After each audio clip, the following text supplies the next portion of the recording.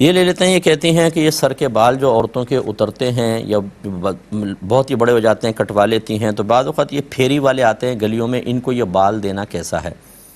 دیکھیں، یہ بال جو ہیں یہ انسان کے جسم کا جزو ہوتا ہے اور اس کی خرید و فروخت شرعاً جائز نہیں ہے۔ مذہب اسلام کی روح سے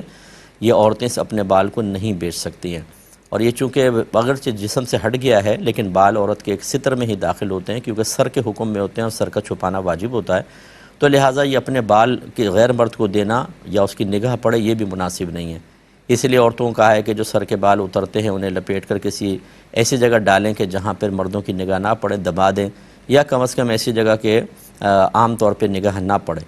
اور یہ آپ سے بال خریدتے ہیں، پھر یہ اس کو بیچ دیتے ہیں کسی اور جگہ، پھر وہاں سے یہ چائنا وغیرہ چلے جاتے ہیں، وہاں سے وگ تیار ہوتی ہیں اور پھر یہ پورے ورلڈ میں پہنچتی ہیں، تو اس طریقے سے آپ کے بال بہت دور تک پتہ نہیں کس کس کے پاس پہنچیں گے۔ اس لیے بہرحال یہ خرید و فروخت شرعاً جائز نہیں ہے۔